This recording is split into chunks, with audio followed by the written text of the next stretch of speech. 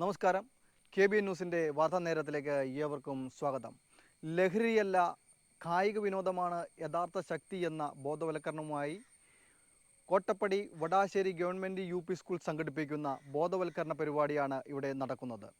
കേരള സർക്കാരിൻ്റെ 1 മില്യൺ തൂഫാൻ ഗോൾ എന്ന മുദ്രാവാക്യം ഉയർത്തിപ്പിടിച്ചുകൊണ്ട് ഉള്ള പരിപാടികളാണ് ഇവിടെ നടക്കുന്നത്. കോട്ടപ്പടിയുടെ കായിക വിനോദത്തിന് ഊർജം പകരുന്ന എന്നും നമ്മളോടൊപ്പം നിൽക്കുന്ന എറണാകുളം ജില്ലാ പഞ്ചായത്ത് അംഗം PAM ബഷീർ ആദ്യ ഗോൾ അടിച്ച് ഉദ്ഘാടനം ചെയ്യുന്നു. നാട്ടിൽ കായിക സംസ്കാരം വളർത്താൻ ടർഫും ജിമ്മും സ്ഥാപിച്ച് മാതൃകയായ PAM ബഷീറിൻ്റെ പ്രവർത്തനങ്ങൾ ലഹരി വിരുദ്ധ പോരാട്ടങ്ങൾക്ക് വലിയ ഊർജമാണ് നൽകുന്നതെന്ന് ചടങ്ങിൽ സംസാരിച്ചവർ പ്രകീർത്തിച്ചു.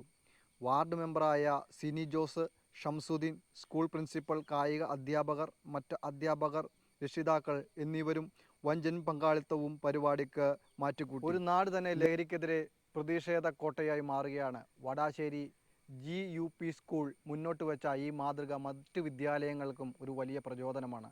ക്യാമറമാൻ മധു ചേർത്തലയ്ക്കൊപ്പം രതീഷ് കോട്ടപ്പടി.